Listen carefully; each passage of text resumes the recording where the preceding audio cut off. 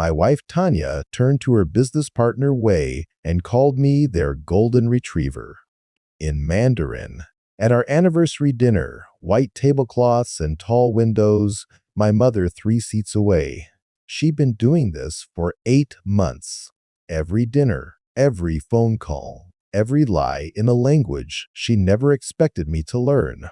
I set down my knife, leaned across the table, and replied in Mandarin. Wei's wine glass slipped from his hand and shattered, red spreading across white linen. Quick favor, hit subscribe and comment your city and time. It helps the channel, and I love reading them. My name is Mack Sobieski, 41 years old. I own a commercial construction company in Fishtown, Philadelphia.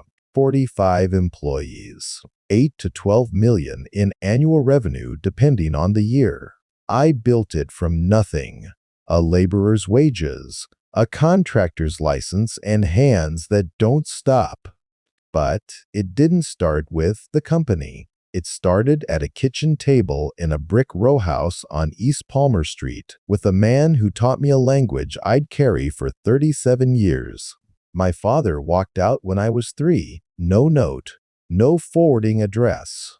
Just an empty closet and his truck gone from the curb on a Tuesday morning. My mother, Nadine, never talked about it. She worked double shifts at the hospital laundry, came home smelling like bleach and industrial soap, heated whatever was in the fridge, and went to bed. She raised me alone in that row house, same 4 walls, same cracked sidewalk out front. That was how we did things. You showed up. You did the work. You didn't spend time on what you couldn't change. My grandfather, Alvin, filled the space my father left. My mother's father, a Korean War veteran who came home from the conflict speaking Mandarin and turned it into a 30-year career as a State Department interpreter. He'd sat across from diplomats and generals in rooms most Americans didn't know existed, translating words that shaped treaties and ended standoffs. By the time I knew him, he was retired, living 4 blocks away in his own row house with a yard full of tomato plants and a shelf of dictionaries in 6 languages. He started teaching me Mandarin the week after my 4th birthday. Not flashcards, not cassette tapes. Alvin sat me at his kitchen table every morning before my mother dropped me at daycare, opened his leather-bound dictionary, cracked spine, yellowed pages, pencil notes crowding every margin, and talked to me in Mandarin for an hour. Sometimes, 2. The kitchen smelled like black coffee and the oil he used on the table's hinges. Morning light came through a window that faced his tomato garden. I sat on 2 phone books to reach the table, and he sat across from me with that dictionary between us like a contract we'd both signed. He'd carried it through the war. Incheon, the chosen reservoir. Whatever else he never discussed. Then, through 30 years of embassy briefings and closed-door negotiations, the margins held his annotations in small, exact handwriting, next to the character for trust, earned, not given, next to betrayal, always preceded by silence, next to honor, what you do when no one's watching. Again, he'd say, tapping the page with his index finger, your second tone is flat. Flat tones in a negotiation mean you're guessing. People who guess don't get trusted.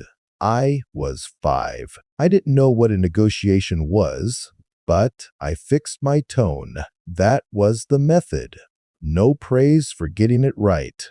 Just correction when I got it wrong, and the understanding that we'd keep at it until I didn't. He taught me the diplomat's register. Formal, structured, the kind of Mandarin you'd use in a treaty discussion, not a street market. Tones first, then vocabulary, then sentence structure, then full conversation. By 6, I could read simple passages. By 10, I followed radio broadcasts without pausing to translate in my head. By 14, I thought in 2 languages without choosing which. Other kids on Palmer Street played baseball after school. I sat at Alvin's kitchen table and listened to him talk about the war, about Washington, about a language that held 3,000 years of history in every syllable. Those afternoons were the best part of my childhood. I didn't know it then. I knew it the day they stopped. He died on a Thursday in November when I was 16. Heart failure. I found him in his kitchen chair, slumped forward over the open dictionary, reading glasses still on. Page was turned to the character for legacy. His coffee sat cold on the counter. The tomato garden outside had gone brown for the season, and the morning light still came through the window the same way it had every day I'd sat across from him. He left me 2 things: the dictionary, which I took from under his hand that Thursday morning, and his Omega Seamaster watch, brushed steel case, original black dial, bought in Hong Kong during shore leave in 1953. He'd worn it 43 years. I put it on at the funeral and haven't taken it off since. 25 years now. I went back to school for 2 weeks after the funeral, sat in a desk that felt like a waiting room, walked out on a Wednesday and didn't go back. Nadine fought me on it. She lost. So I worked. Got a job hauling drywall for a contractor named Pete Barlow out of Kensington. Pete was 60 with hands like catcher's mitts and a voice that carried across any job site. He didn't care about transcripts. He cared that I showed up at 6, lifted what needed lifting, and kept my mouth shut unless I had a question worth asking. I hauled drywall. Then I learned to hang it, then tape it, then frame the walls it went on. Months turned to years. Pete started teaching me to read blueprints, bringing me along to inspections, tossing me the keys to the supply truck on Friday afternoons. "You pick things up fast," he told me once, watching me plumb a door frame on a Girard Avenue renovation. "My grandfather taught me to pay attention," I said. He nodded. Didn't ask which grandfather or to what. Tradesmen know when a subject is closed. At 18 was full-time. At 20, I ran crews for Pete. At 23, I sat for the contractor's licensing exam, scored in the top 5%, and filed incorporation papers for Sobieski Construction, LLC, at the county clerk's office on a Monday morning. A notary stamped the articles of incorporation with a seal I'd never think about again. Not for 18 years. Not until someone copied it. The company grew the only way I knew, doing jobs nobody wanted and doing them right. Bathroom renovations, kitchen guts, basement waterproofing. Every project on time, on budget, no callbacks. Word got around. By 28, I had 12 employees and was bidding on commercial contracts, office build-outs, retail renovations, warehouse conversions. By 32, 30 employees and a converted warehouse on East Lehigh Avenue for a home office. By my mid-30s, Sobieski Construction pulled $8 to $12 million a year with 45 on payroll. 16 years of showing up first and leaving last. Every contract earned, every dollar accounted for. Alvin would have been proud of it. I thought about that more than I should have. And through all of it, I kept the Mandarin, not through classes, through the workshop. Behind the row house I'd bought and restored on Palmer Street. Same block I grew up on, same brick I used to trace with my fingers walking to school. I converted the detached garage into a space for vintage radios, Zenith Trans-Oceanics, Hallicrafters S38s. I found them at estate sales and flea markets, rebuilt them from the chassis up, and brought dead machines back to life. 14 radios lined the workshop shelf, each tagged with a handwritten note, model year and restoration date. Alvin's dictionary sat beside the soldering station. leather cover worn smooth, margin notes fading to pencil ghosts. A shortwave receiver stayed tuned to Mandarin broadcasts. News from Beijing, cultural programs from Shanghai, sometimes opera that filled the garage and made the walls disappear. Solder, a connection, while a broadcaster discussed trade policy. Replace a vacuum tube while an interviewer talked to a novelist about memory. My hands stayed busy. The language stayed alive. It wasn't practice. It was visiting. Nobody knew, not Nadine, who remembered I'd spoken Mandarin as a boy but figured I'd lost it decades ago. Not Danny Ferris, my foreman, a red-bearded career tradesman who'd worked beside me 16 years and thought the workshop was about the radios. The language belonged to Alvin, to the kitchen table, and the cracked dictionary and those margin notes about trust. Sharing it would have felt like lending his watch to a stranger. Then Tanya Kovalenko. I was 35. She was 32. Neighborhood fundraiser at the Fishtown Community Center. Playground renovation on East Columbia Avenue. I donated lumber and crew time. She worked the registration table. Auburn hair, sharp cheekbones, and a smile that made a man feel like he'd won something by walking through the door. "You're the contractor?" she said, checking my name against her clipboard. "Half the material out there has your company's name on it. We had extra. We didn't. I'd ordered it." She asked about the business. How many employees? What kind of projects? Then, revenue within the first 10 minutes, wrapped inside a compliment about community generosity. I told her everything she asked.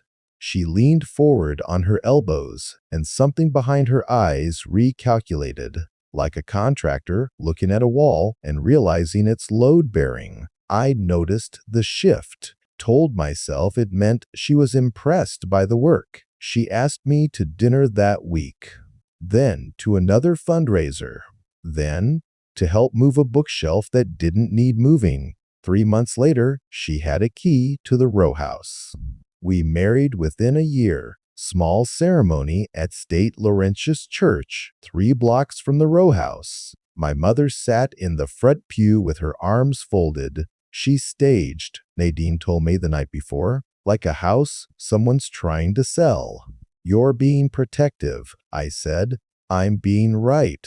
I didn't listen. Tanya was sharp, organized, and she talked about building something together. That word, together, did something to a man who'd been carrying everything alone since he was 16.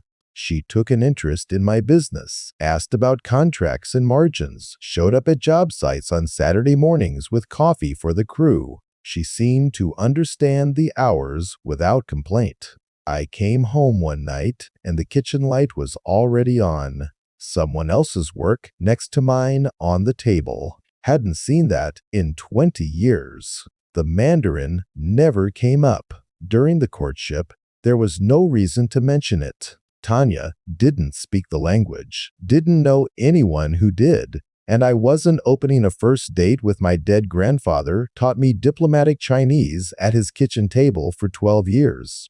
By the time we were married, too much time had passed. The longer I waited, the stranger the confession would sound. So I let it stay where it was, in the workshop, with the radios and the dictionary and the memory of a man who once told me the most dangerous person in any room is the one everybody's decided is harmless. 6 years of marriage when that anniversary dinner happened. 6 years of what I believed was a partnership.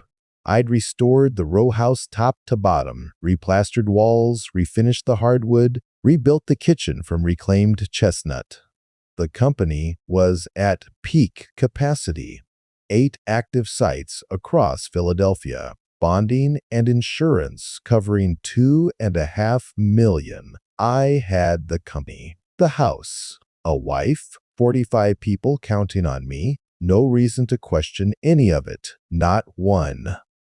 Wei Liangjiao showed up in January, 8 months before the anniversary dinner that ended everything. Tanya brought him to the row house on a Sunday afternoon. She'd mentioned a Chinese business partner 3 or 4 times over the preceding weeks. Someone she'd met at a real estate investors conference downtown, someone with capital and connections in center city development. I was replacing the garbage disposal when they walked in. Wei was 46, compact build, black hair combed back with product, round face set to a default smile that felt rehearsed.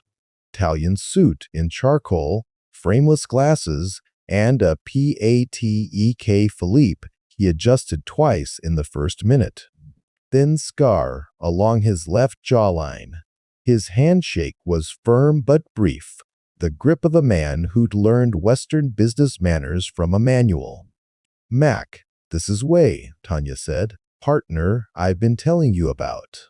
He's doing amazing things in Chinatown and Center City." "Good to meet you," I said, wiping my hands on a shop rag. Wei smiled wider. "Tanya talks about you all the time. The contractor who built an empire from nothing. That takes work." "Not an empire," I said. "A company." He laughed, the kind of laugh that arrives half a second too fast. Social lubricant, not amusement. His eyes moved around the kitchen, pricing everything they touched. The reclaimed chestnut cabinets, the replastered ceiling, the quality of the work. Then he turned to Tanya and said something in Mandarin, casual, offhand, the way you'd comment on the weather. "The house is better than I expected." He did this himself? My hands kept working on the disposal. My face didn't change. "All of it," Tanya replied in Mandarin. Her accent was functional but marked. She'd learned the language in the last 2 or 3 years. Conversational register, no formal training. Before Wei. I didn't know where or from whom. Filed that too. Plaster, floors, kitchen, everything. "He's good with his hands." "That's useful," Wei said, still smiling at me. I tightened the last fitting under the sink. "Disposal's fixed," I told Tanya in English. "You two want coffee." That was the first dinner. There would be many more. Wei became a fixture. Sunday barbecues in the backyard. Weeknight dinners at Jade Pavilion, an upscale Mandarin restaurant near Rittenhouse Square. White tablecloths, carved rosewood screens, prefixed menus starting at $120 a head. The staff spoke Mandarin. The ambient conversation was Mandarin. Tanya had chosen the venue on purpose. In that room, her speaking the language with Wei felt natural, expected. Nothing a construction worker husband would think twice about. The early conversations were cautious. Business talk, property values, zoning applications, investor timelines. Wei would turn to Tanya mid-sentence and switch to Mandarin to clarify a number or confirm a date. Small things. The kind of code-switching bilingual partners do without thinking. But they weren't being careless. They were testing. 3 dinners in, they ran a check. Wei asked in Mandarin if I seemed suspicious. Tanya turned to me and translated something harmless. "Scallion pancakes, best in the city. Did I want to try some?" I said, "Sure." She turned back to Wei and confirmed what she believed. I was noise, background static. I ate the scallion pancakes. They were good. By February, the testing was over. They spoke Mandarin in front of me the way you'd talk in front of a dog. Present in the room, acknowledged with a pat on the head, and dismissed from the conversation entirely. The comments started small. "He works 12-hour days," Tanya said one evening at Jade Pavilion, watching me cut my steak. "Comes home, showers, eats, sleeps. Does it again. He's a machine. Machines are reliable," Wei said. "That's their value. And their limitation." Wei adjusted his Patek A reliable machine is the best kind of husband for a woman with ambition. He builds, you direct. Everyone's comfortable. Tanya sipped her wine. I picked well. I reached for the breadbasket and asked the waiter for more butter. March. A dinner at the row house. I grilled in the backyard while they sat at the kitchen island, visible through the window, audible through the screen door. He's our golden retriever, Tanya said in Mandarin, watching me turn chicken thighs on the grill.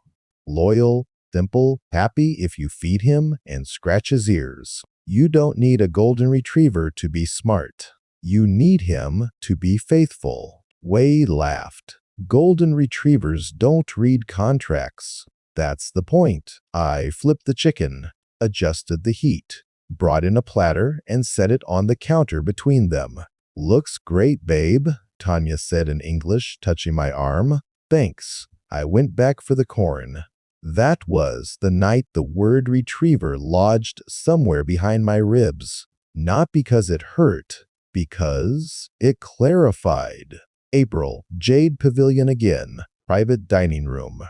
Wei ordered for the table, Peking duck, the 36-hour preparation he always requested.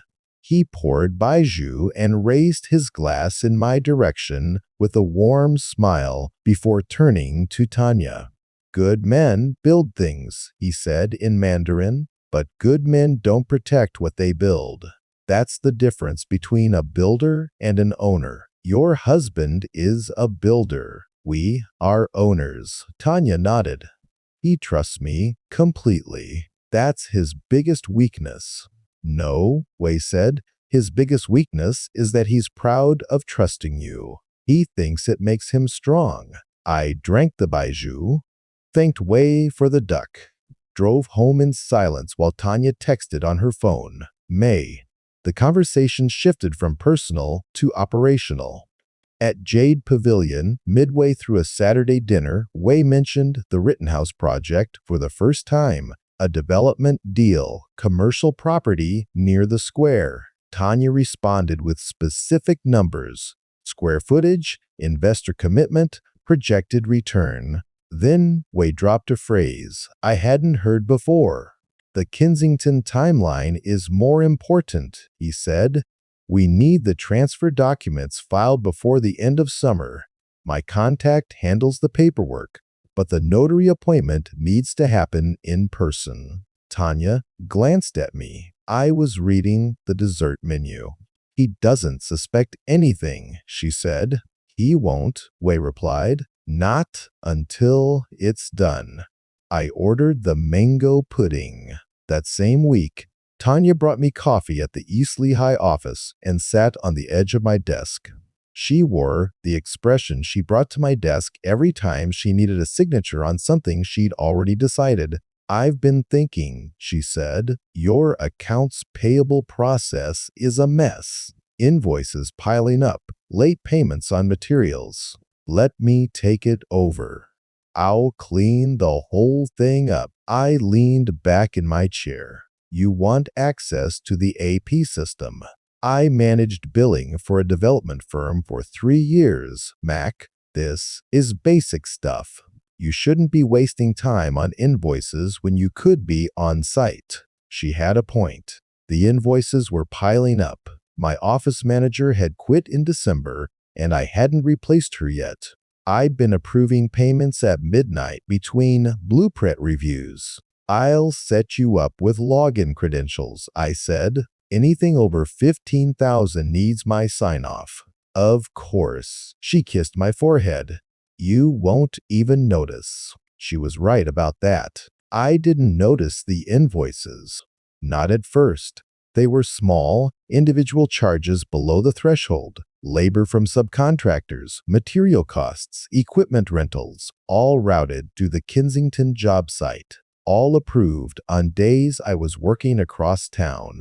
June and July moved faster. At a barbecue in late June, Wei took a phone call on our back patio and spoke in rapid Mandarin, not bothering to lower his voice. I caught fragments through the kitchen window while washing dishes. The Shanghai contact confirmed the stamp is ready. Identical, even the date field matches. He hung up and walked back inside. Caught Tanya's eye and gave a short nod. She touched her collarbone, the gesture she made when something was falling into place. That same week, a dinner at the row house. After I cleared the plates, Wei and Tanya moved to the back patio. Through the screen door, I heard Wei mapping out the filing sequence.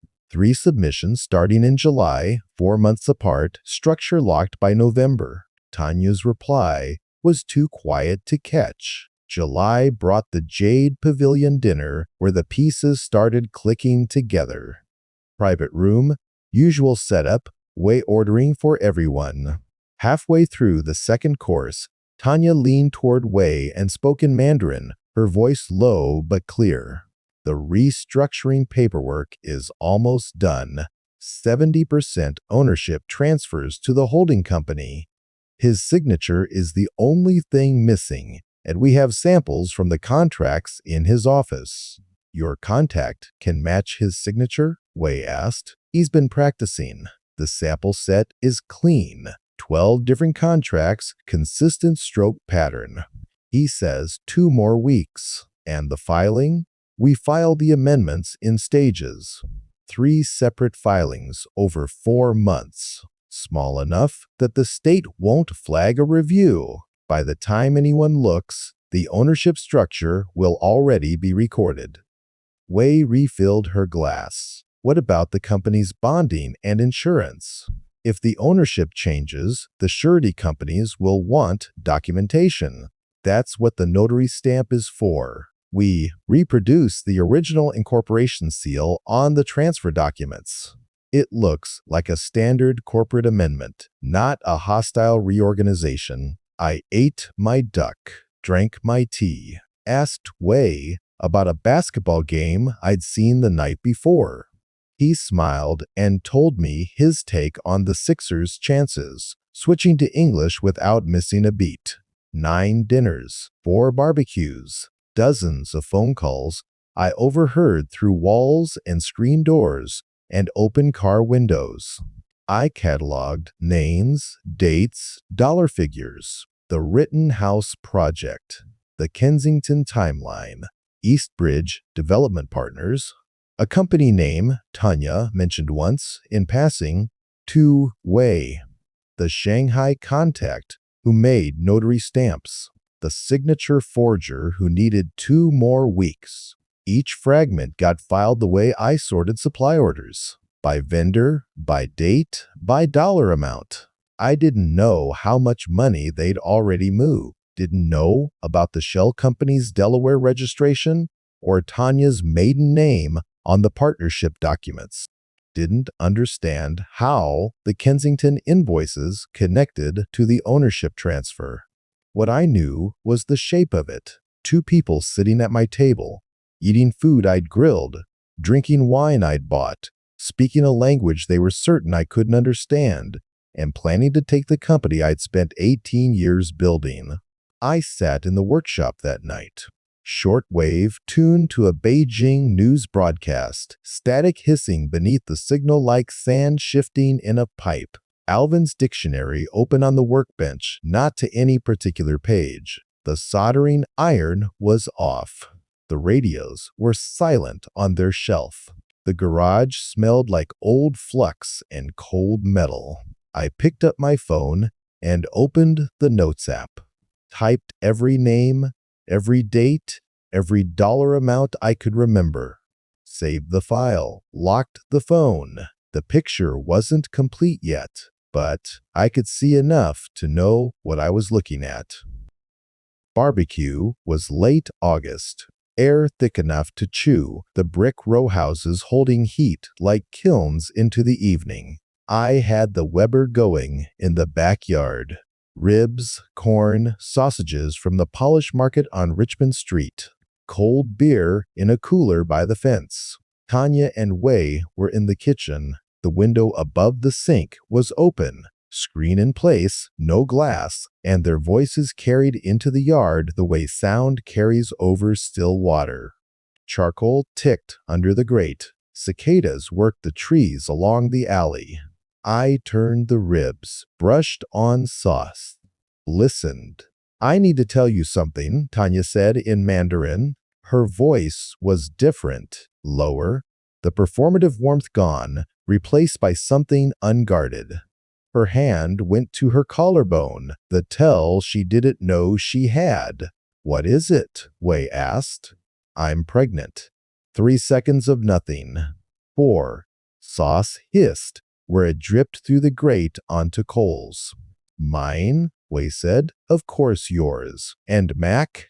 Pennsylvania's presumption of paternity. A child born during marriage is legally the husband's. He'll sign the birth certificate because he'll think it's his baby. By the time the company transfer is complete and we've separated, the child support obligation is already locked in. I set the basting brush on the side table. My hand was dry and still. The ribs needed another 8 minutes. Wei's voice came through the screen. "Careful now. He'll want a test eventually. Not if I handle the timing. I'll tell him next month. He'll count backward and the dates will be close enough. Men don't question these things when they want to believe. And if he does, then I'll cry. And he'll apologize for asking. A small sound, not a laugh, not a sigh, something between the two. He's predictable. Way. That's the whole point. Men like him always land on their feet. They just build another doghouse. Doghouse. Not a house. A doghouse." I picked up my beer, took a long pull, checked the ribs, meat pulled back from the bone a 1/4 inch, right where I wanted it. Brought the platter inside, set it on the counter between them, and went back for the corn. "Smelled amazing," Tanya said in English, squeezing my forearm. "Thanks." Wei raised his bottle. "Mack, you're a better cook than half the chefs in Chinatown." "Just ribs," I said. I ate dinner at the kitchen table with them. Corn butter on my fingers. Tanya, laughing at a story Wei told about a restaurant in Shanghai. The 3 of us, passing napkins and plates like a family. After Wei left, I showered. Stood under the water until it went cold.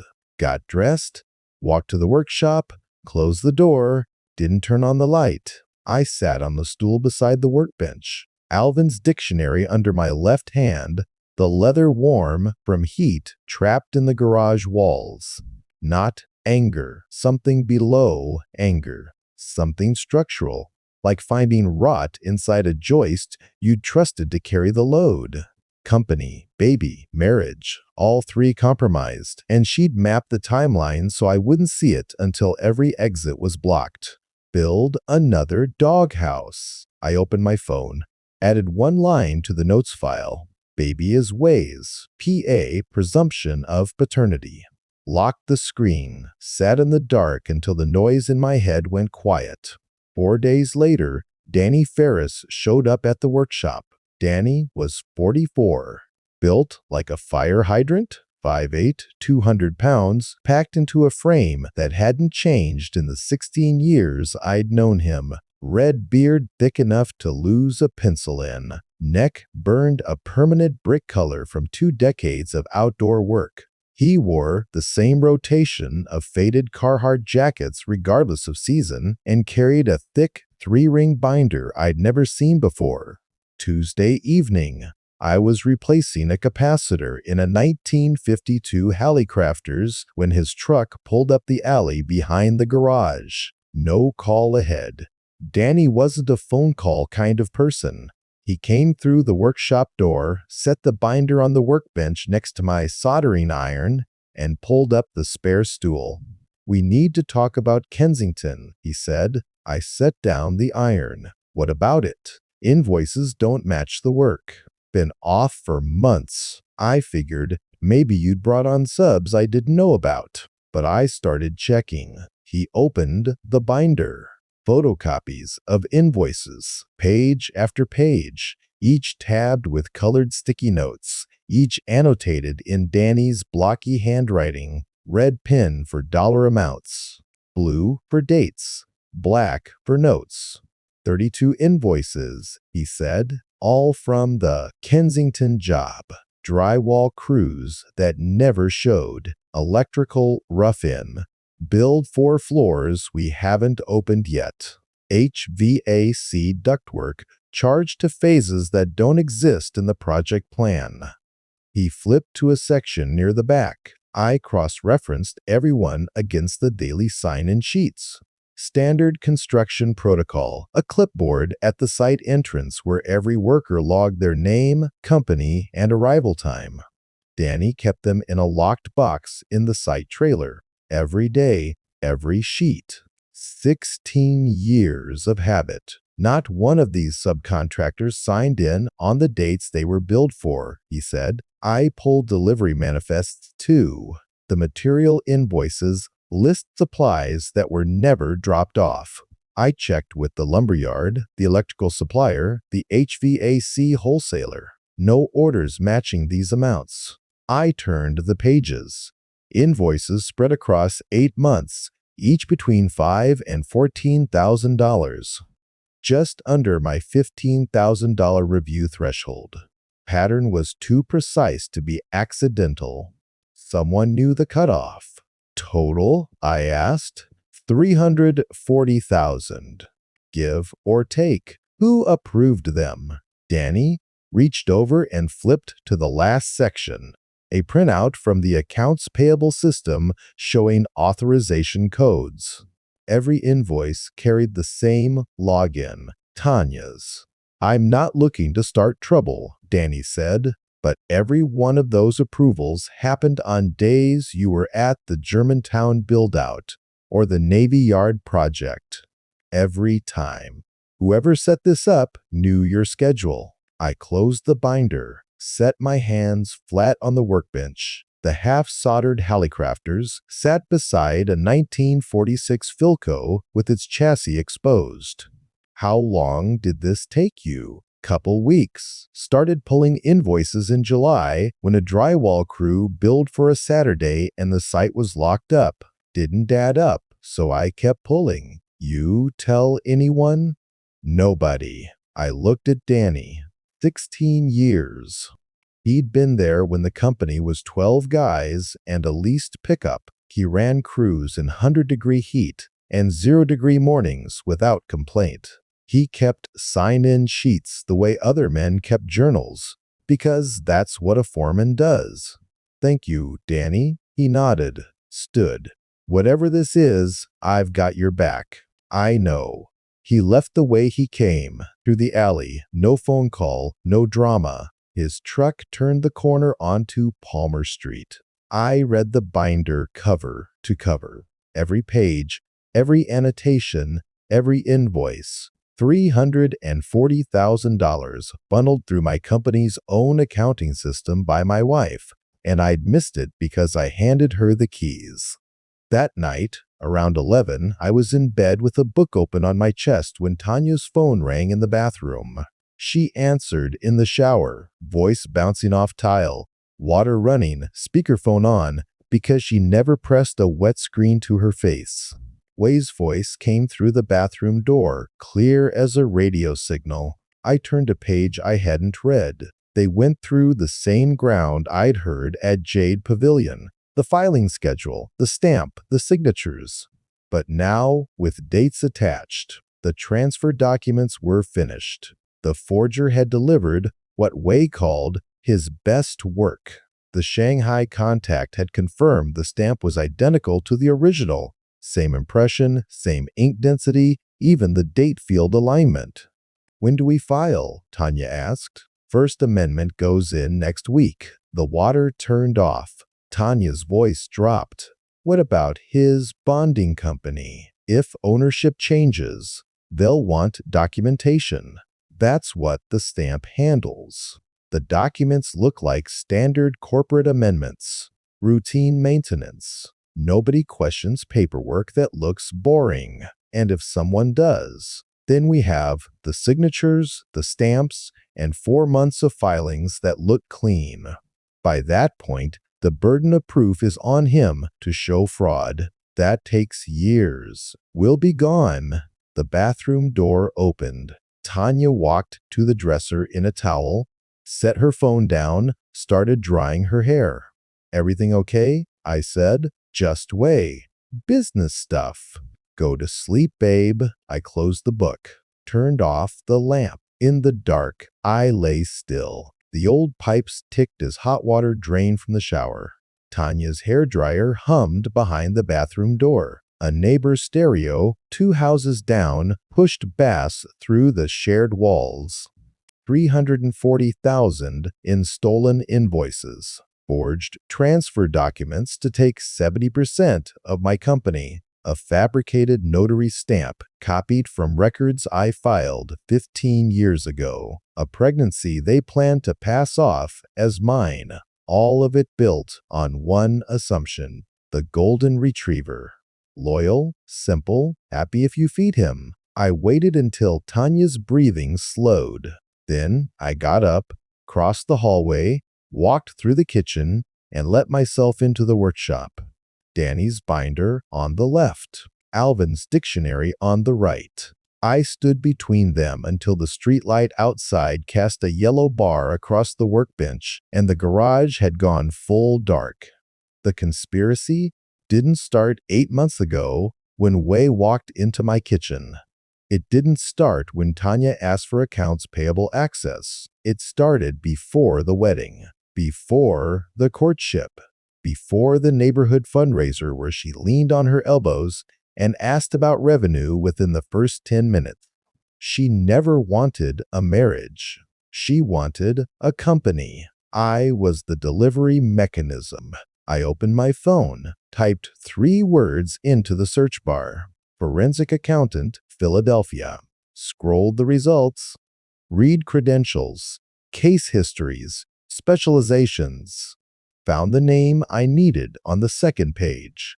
A former Army JAG paralegal with 40 expert witness appearances and a practice on South Broad Street. I saved the number. Set the phone on the workbench between the binder and the dictionary. For 8 months, I'd watched, listened, filed names and dates and dollar amounts while 2 people ate my food and drank my beer and planned to take everything I'd built. The watching was over. Ruth Okafor's office sat on the second floor of a converted building on South Broad Street. Narrow staircase, no elevator, her name in black letters on frosted glass. I walked in Wednesday morning carrying Danny's binder and a manila folder with my original articles of incorporation. She was 52, close-cropped gray hair, reading glasses on a beaded chain, the bearing of someone who'd spent a decade in uniform before crossing into civilian work. Former Army JAG paralegal turned forensic accountant, 40 expert witness appearances, a Drexel accounting degree earned on the GI Bill, and a practice that specialized in the kind of fraud most people didn't believe their spouse was capable of. Her office matched the record. Government surplus filing cabinets along the far wall. Dual monitors on the desk. A whiteboard behind her mapped someone else's case in colored marker. Her handshake could set a nail. "Mr. Sobieski, sit down."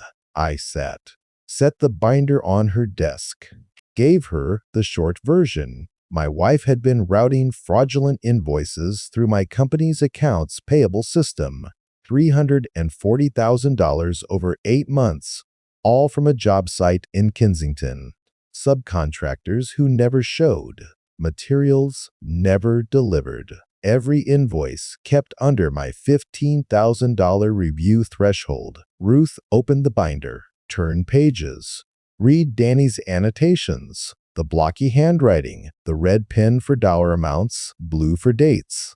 She stopped on the authorization codes. "Your wife has login access to your AAP system?" I gave it to her. She looked at me over her glasses. "No judgment, assessment. How did you find these?" "My foreman."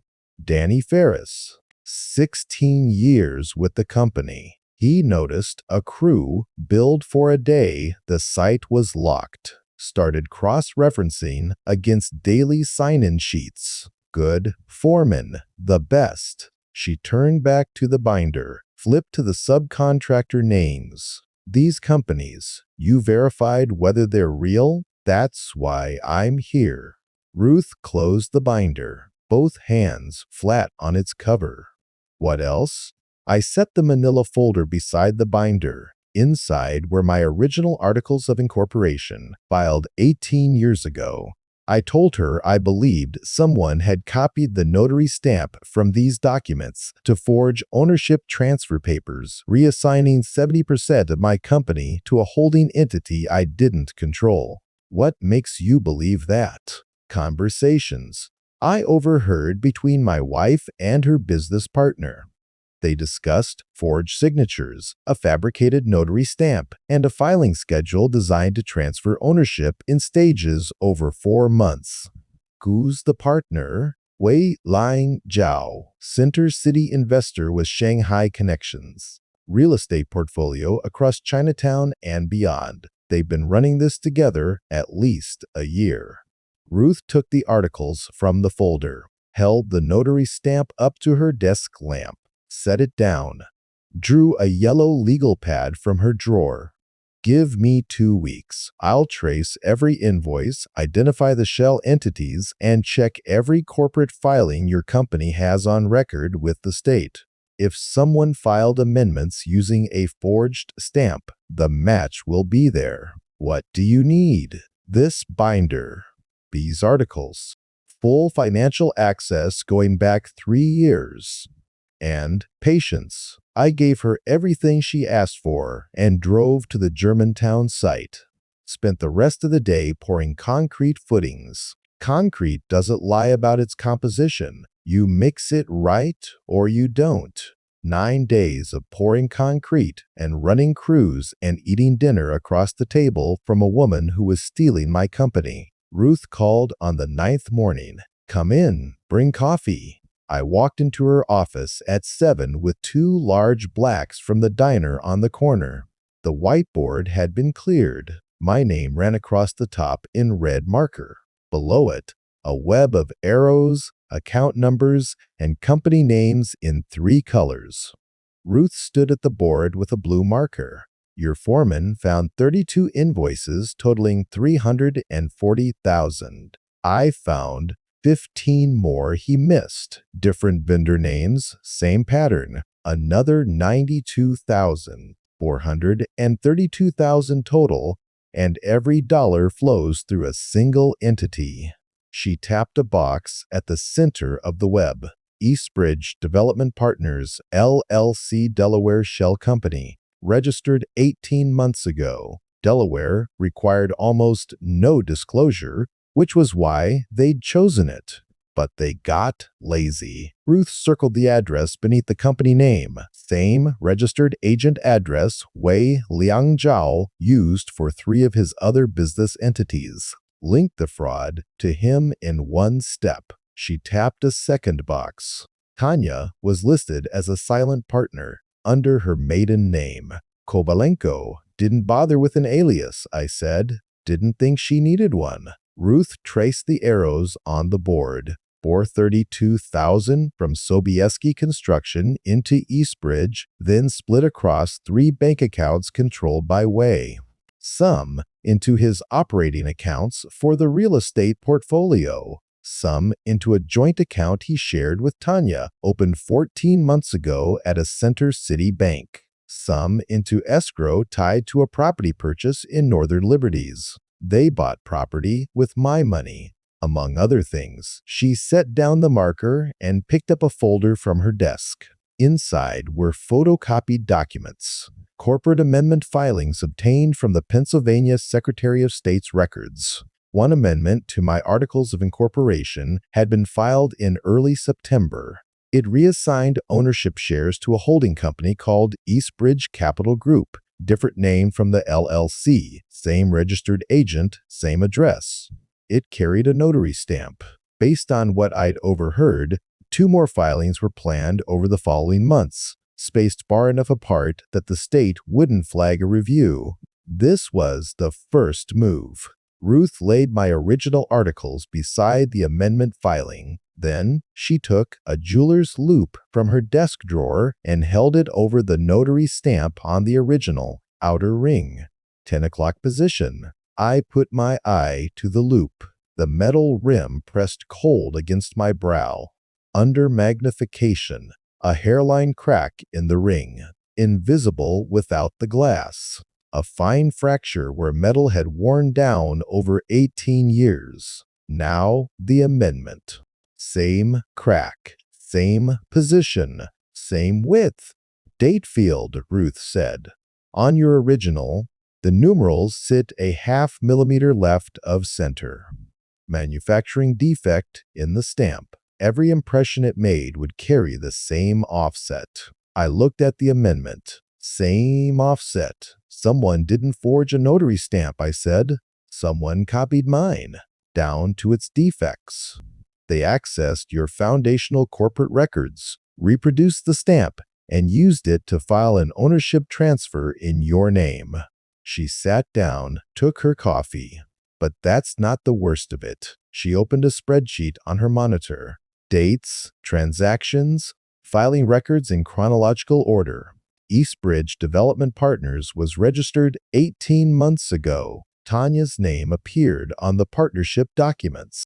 We'd been married 6 years. But the Delaware filing referenced a prior operating agreement, dated 3 months before our wedding. Traffic on South Broad Street below the window. A horn somewhere in the distance. This was planned before she married you, Ruth said. The operating agreement. The shell company structure.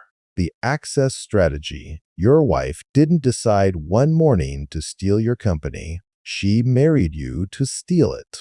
I set down my coffee.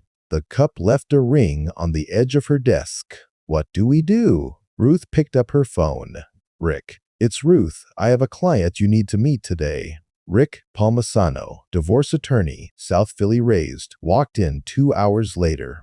55, gray suit that costs less than waist high, a track record of aggressive fraud litigation that spoke for itself. He read Ruth's report cover to cover without a word. His jaw tightened twice, once at the forged stamp, once at the operating agreement predating the marriage. Then he looked up. How bad do you want this?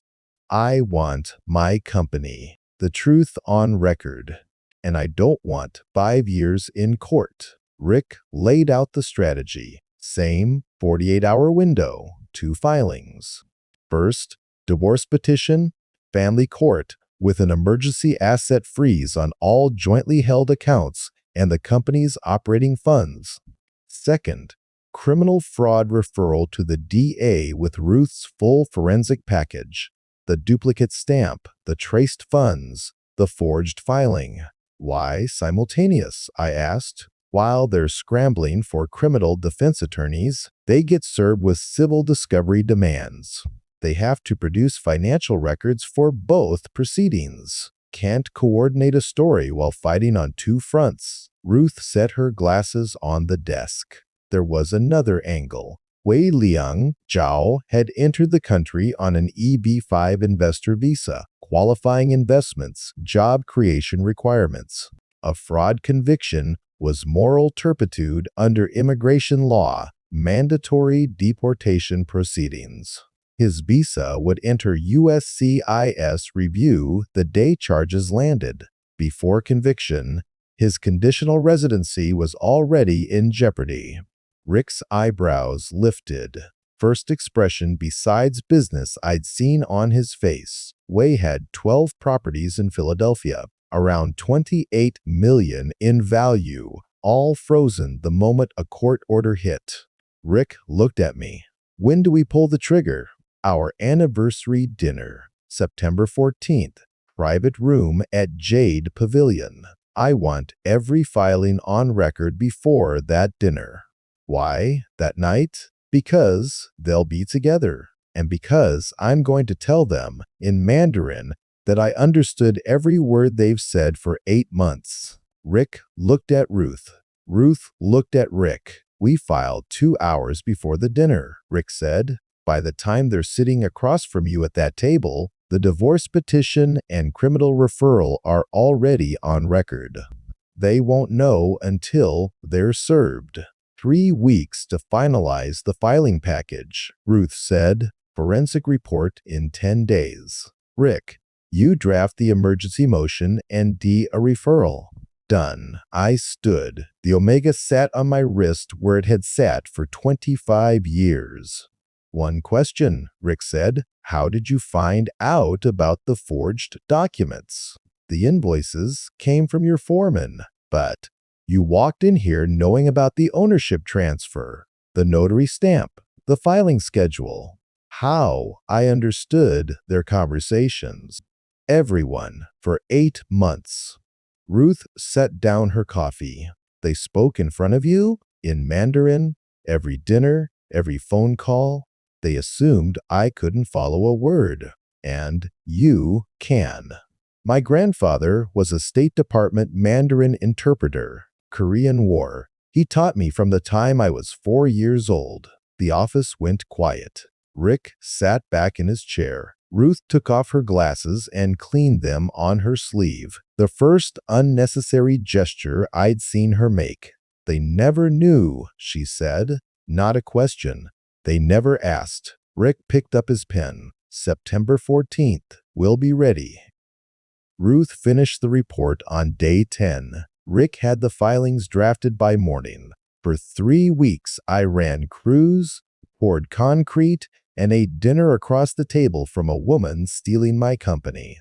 Same schedule, same routine. The morning of the 14th, I took Alvin's dictionary from the workshop and put it in the glove compartment of the truck. At 4:47 p.m. on September 14th, our 6th anniversary, Rick Palmisano filed a divorce petition in Philadelphia Family Court with an emergency motion to freeze all joint accounts and Sobieski Construction's operating funds.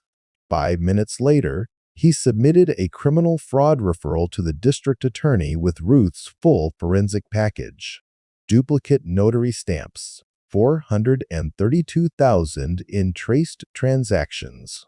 47 annotated invoices. By the time I parked on Walnut Street, every document was on record. Jade Pavilion's private dining room held 12 seats, floor-to-ceiling windows along the south wall, white tablecloths pulled tight. Tanya's room. She'd booked it 3 weeks in advance and called it our celebration. I walked in at 7 with a clean shirt and my grandfather's watch. Danny Ferris sat near the middle of the table with his wife Sarah, wearing the one sport coat he owned, collar rubbing his sunburned neck raw. He caught my eye when I came in. One nod.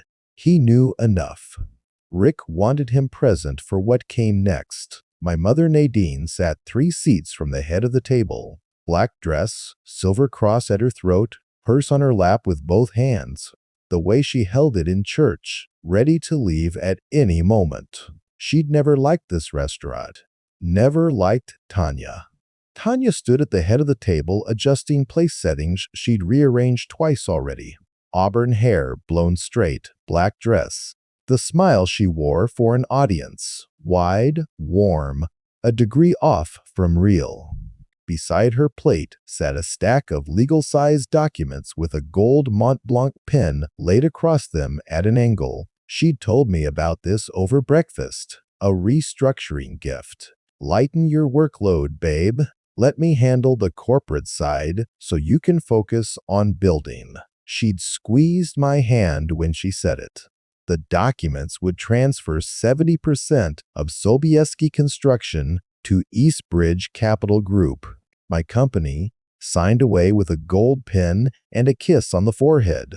Way arrived 10 minutes after I did. Charcoal suit, frameless glasses, the PATEK Philippe he adjusted before he'd finished crossing the room.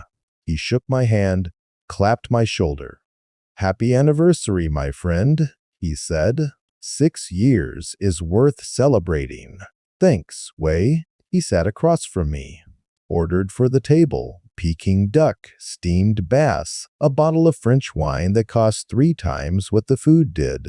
Poured baijiu and raised his glass in my direction with his usual smile. Between the second and third courses, Tanya touched my arm. I want to do the paperwork before dessert, she said, while everyone's still sharp. Sure. She slid the stack toward me. The Mont Blanc rolled against the edge. Standard restructuring, she said, moves the ownership burden off your plate. Less personal liability, more delegation. Our corporate attorney reviewed everything.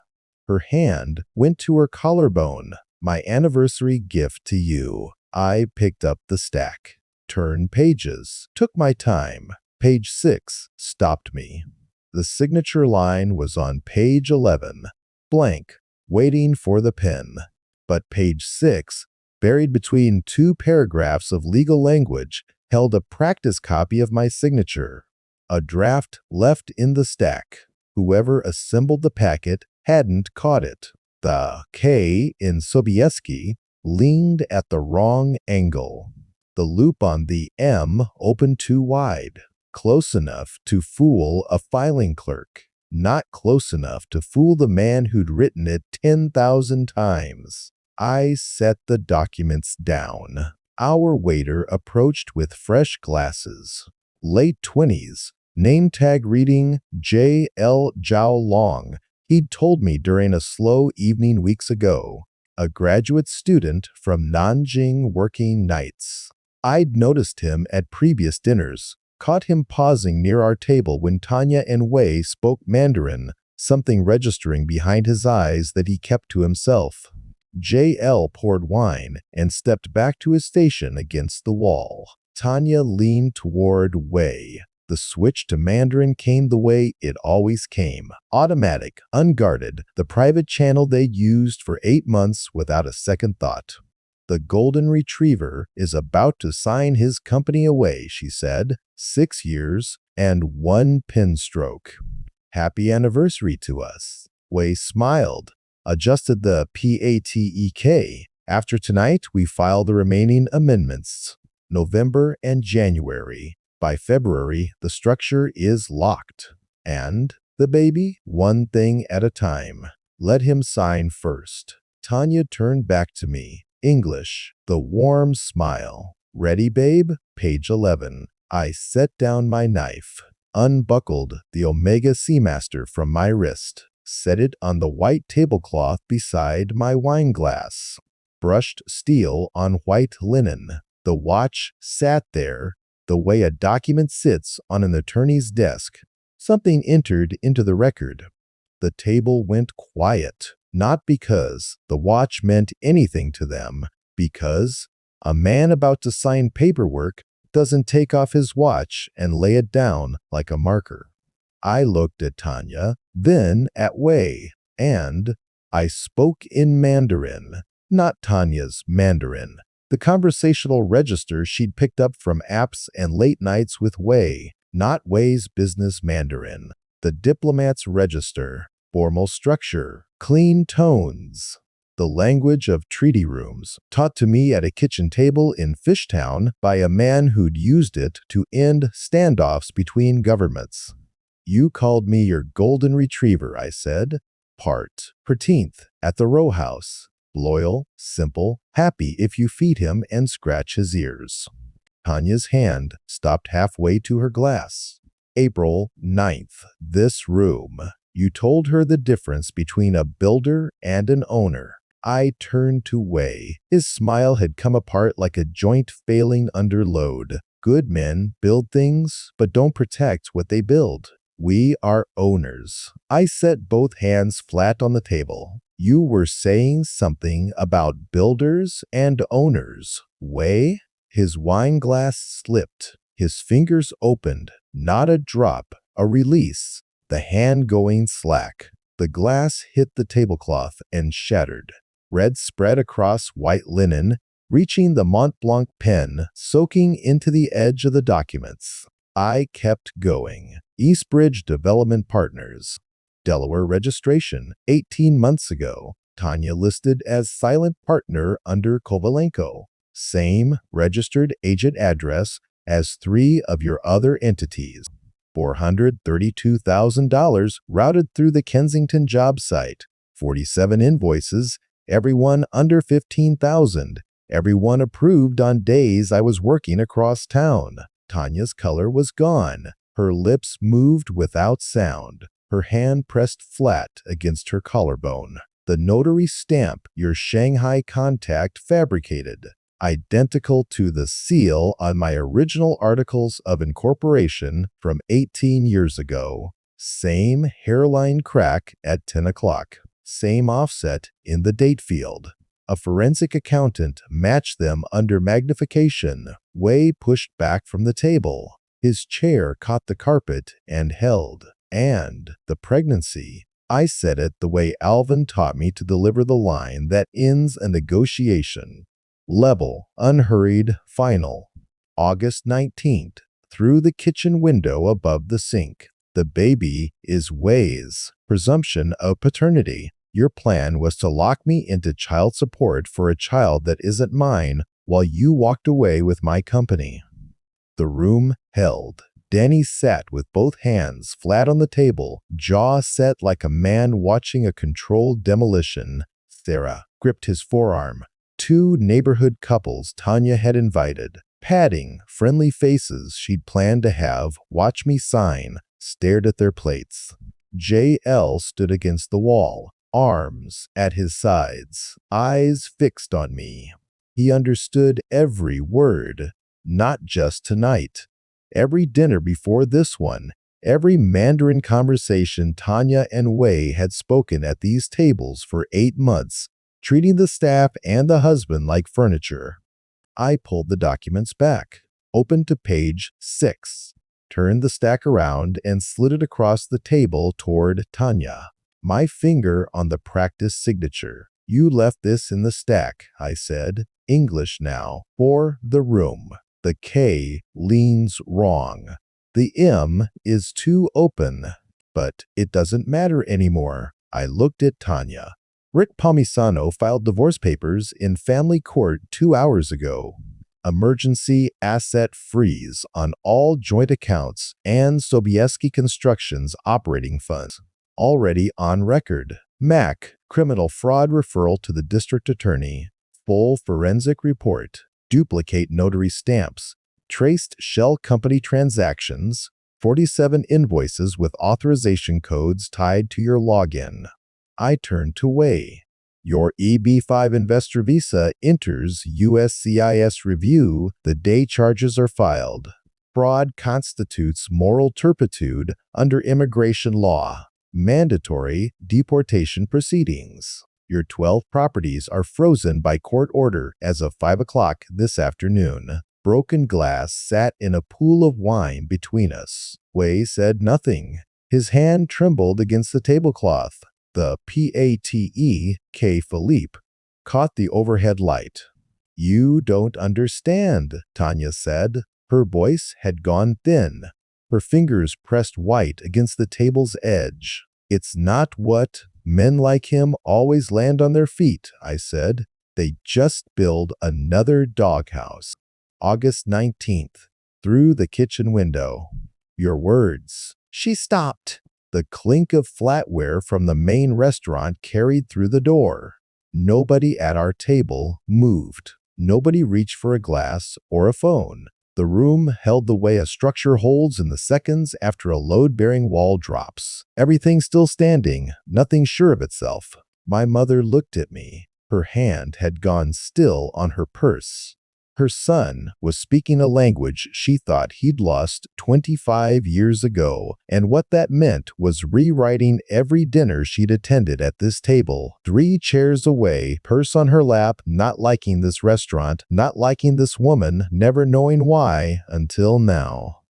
Her eyes were wet. Her jaw was set the way it had been set my entire life when something needed holding together. She gave me one nod. Small. The same nod she'd given me when I showed her the contractor's license at 23. The nod that meant you did this right. I picked up the omega from the tablecloth, buckled it back on my wrist. Steel warm from the light. Happy anniversary, Tanya. I walked out through the main dining room, past the rosewood screens and the prefix menus, and the tables where Mandarin hummed the way shortwave static fills a workshop at night.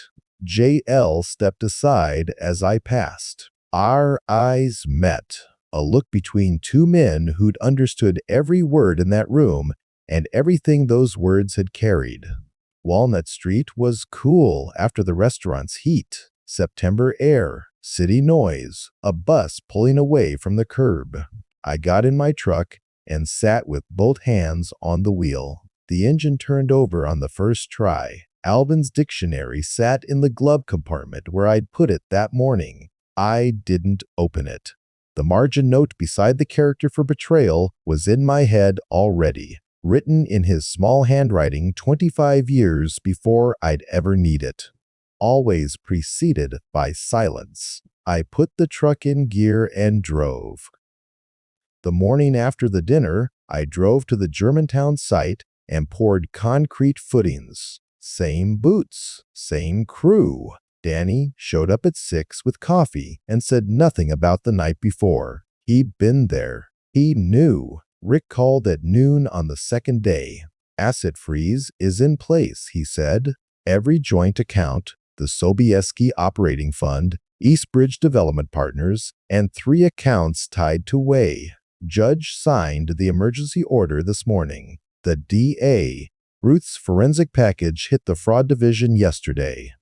Duplicate notary stamps, traced shell company funds, 47 annotated invoices. They assigned a senior prosecutor within 4 hours. Fastest intake I've seen in 20 years.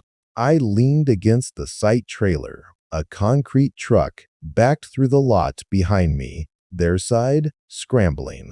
Tanya retained a criminal defense attorney named Wexler, mid-tier divorce fraud experience. Way hired Marcus Sato from a Center City firm that represents foreign investors. Both got served with civil discovery demands this morning requiring full financial records.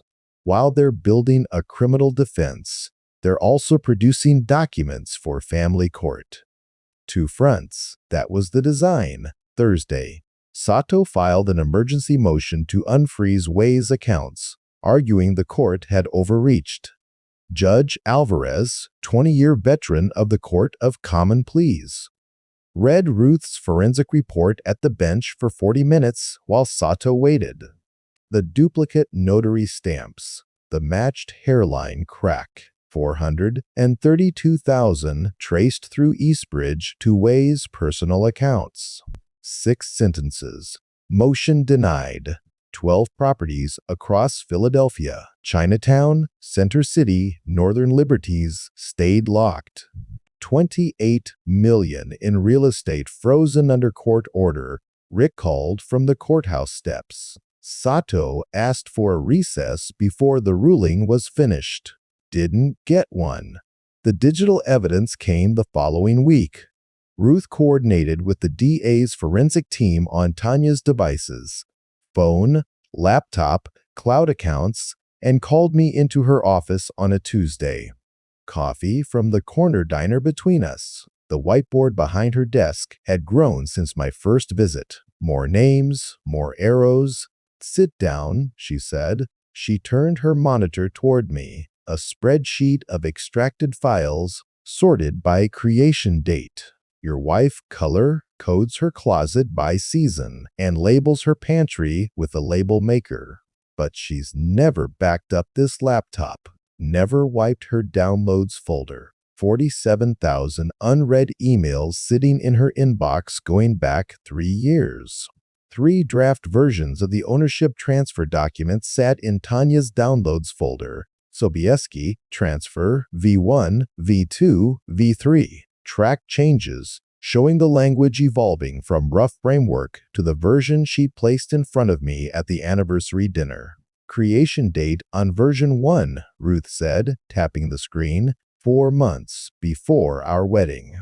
She built the takeover before she built the marriage. Her phone was worse. Unencrypted text exchanges with Wei, hundreds, switching between English and Mandarin within the same threads. The affair in the English messages. The company takeover coordinated in Mandarin. Pregnancy discussed in both. Dates, amounts, contact names, all in plain text behind a 4-digit passcode she'd never changed from the factory default. Ruth scrolled to a thread from 14 months back. Wei to Tanya. I spoke with Chen in Shanghai. The stamp will be ready by March. Total cost $4,200 wired to the account I gave you. Ship through the intermediary. March. 2 months before, Tanya asked for accounts payable access. The notary stamp was commissioned and paid for a full year before the anniversary dinner. Premeditation, Ruth said. Their own messages. Their own timestamps. No defense attorney alive can explain this away. The federal case opened that same week. The forged documents had been emailed between Tanya, Wei, and the Shanghai contact. Copies mailed through the postal system to the Pennsylvania Secretary of State's office. Mail fraud, wire fraud. Federal jurisdiction running parallel to the state prosecution. Wei's immigration problems arrived on their own track. His EB-5 investor visa required qualifying investments and job creation. Rick's criminal filing triggered automatic USCIS notification. Fraud charges constituted moral turpitude under immigration law, mandatory deportation proceedings. Rick delivered the update by phone. His immigration attorney told Sato the worst part. They don't need a conviction. The pending charges alone put his conditional residency under review. USCIS just needs reasonable grounds for concern. Ruth's report gives them that. Ruth's report gives them enough to fill a warehouse. 12 frozen properties. An investor visa under active review. The man who'd adjusted his PATEK Philippe and told Tanya the difference between a builder and an owner, now watching his American life come apart one filing at a time. Tanya faced third-degree felony charges under Pennsylvania's Notarial Act. Counterfeit notary stamp. Up to 7 years. $15,000 in fines. The stamp, hairline crack at 10 o'clock, offset date field, was Exhibits A through D in the criminal complaint. Rick filed the DNA motion on a Tuesday. Court ordered testing to challenge presumption of paternity. The supporting affidavit cited the August barbecue, Tanya's Mandarin confession through the kitchen window that the child was Wei's, that she planned to use Pennsylvania's paternity law to lock me into support for a baby that wasn't mine. 2 months of sitting across from her after Danny brought the binder. 8 months of overheard conversations. Every word I'd cataloged now entering the legal record through signed filings and sworn testimony. The man who'd sat cutting his steak while 2 people dismantled his life in a language they were sure he'd never learned. That man had positioned every piece before he picked up his fork at the anniversary dinner. I sat in Ruth's office the same way I'd sat at those dinners. Hands still, breathing even, the omega ticking against my wrist, the way it had ticked through every meal I'd eaten across from them. Their defense strategy lasted 10 days. Wexler and Sato filed a joint motion arguing the Mandarin conversations had been misunderstood. A non-fluent listener with a personal motive. Context lost in translation. A construction worker's kitchen table language skills couldn't be trusted to parse business discussions. Rick called that afternoon. They're hanging their whole case on the idea you don't speak the language well enough. One witness kills it. Zhao Longshu sat in a conference room at Rick's office the following Monday. Jade L, the Nanjing graduate student who'd worked nights at Jade Pavilion. He gave a sworn deposition. Not from the anniversary dinner alone, from months of fragments overheard at previous dinners. The Golden Retriever comment. Builder versus owner. References to transfer documents and filing schedules. The woman's Mandarin was conversational, JL told the court reporter, accented but functional. The man's was native Shanghai dialect. Their discussions concerned money, property transfer, and deceiving the woman's husband. I heard these conversations on multiple occasions over several months. Rick asked if the language left room for a different reading. None, JL said. The meaning was direct. I'd understood every word. I was uncomfortable hearing it. A waiter's sworn statement. That's what collapsed the defense. Danny's binder entered the record alongside Ruth's supplemental report the same week. 32 invoices photocopied and annotated in blocky red and blue handwriting, plus 15 more Ruth had traced through different vendor names.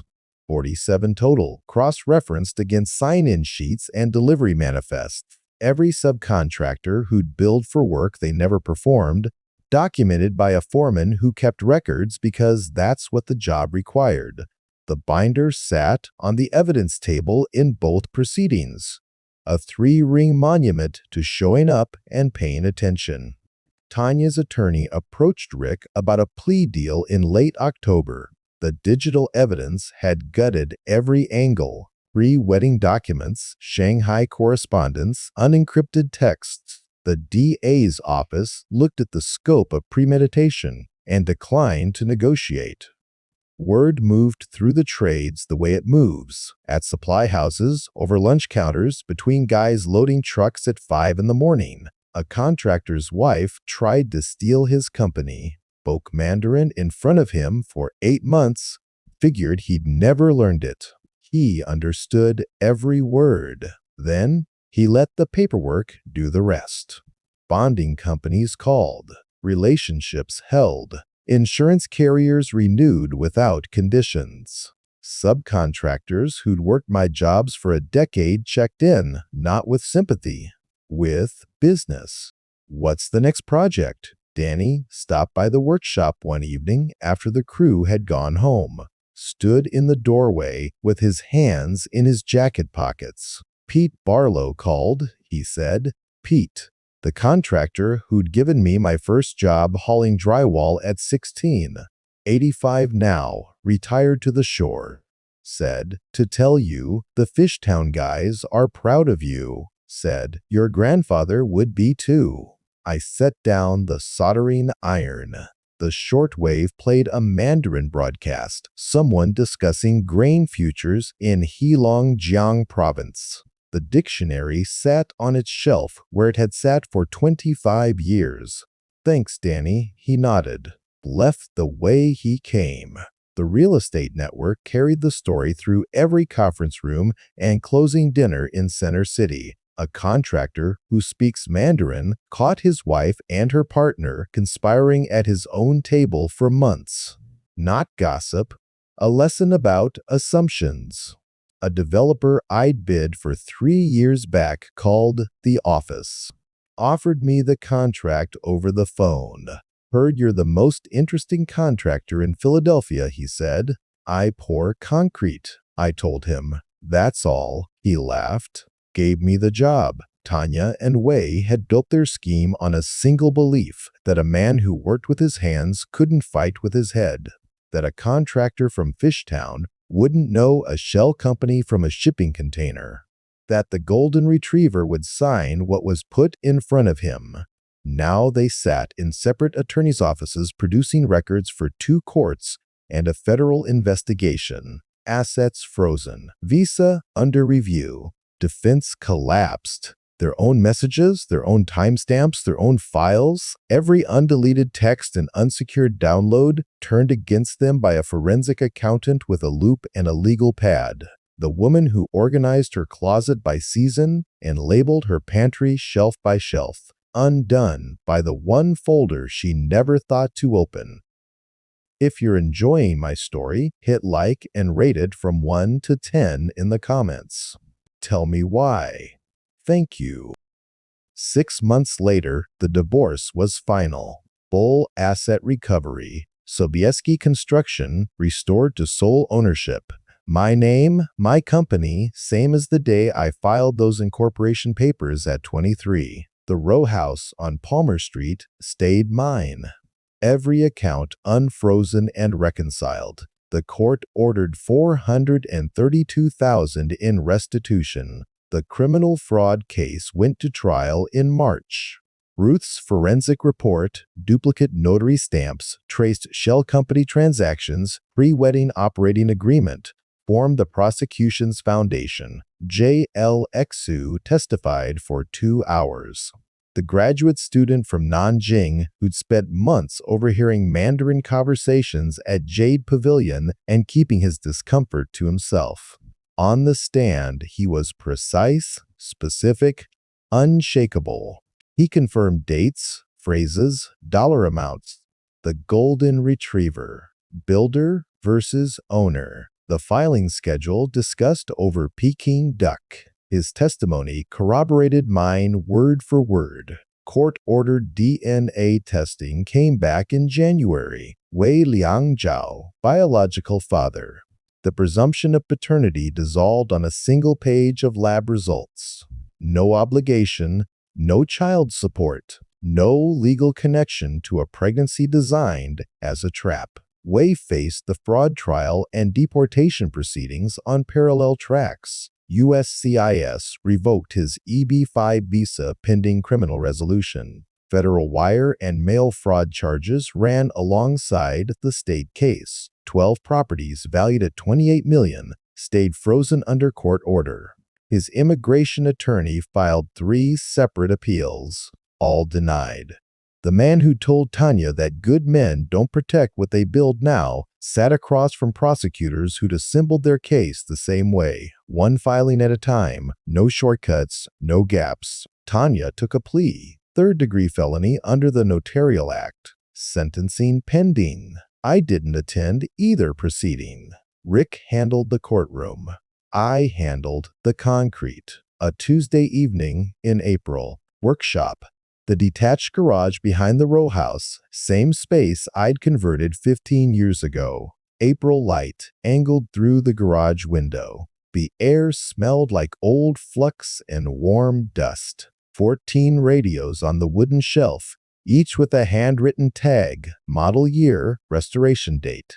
The shortwave receiver tuned to a Mandarin broadcast from Beijing, a woman discussing agricultural policy in Heilongjiang province.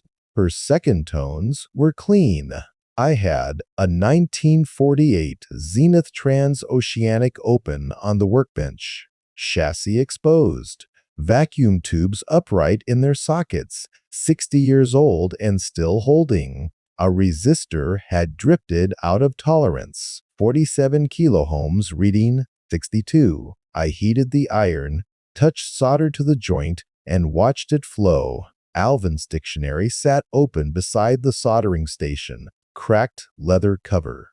Yellowed pages, his margin notes in small pencil handwriting, fading but legible. I turned to a character I hadn't looked at in months. Dangerous. His annotation ran along the edge in letters so small I had to lean close.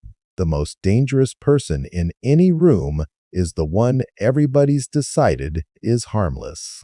I'd heard him say it at the kitchen table when I was 12.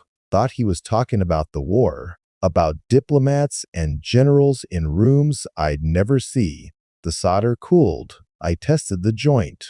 Clean connection, good conductivity. Set the iron in its stand. The Zenith speaker crackled once and held. Another dead machine brought back to working order. Shortwave playing. The dictionary opened beside me, the omega keeping time on my wrist. I picked up the next resistor and went back to work.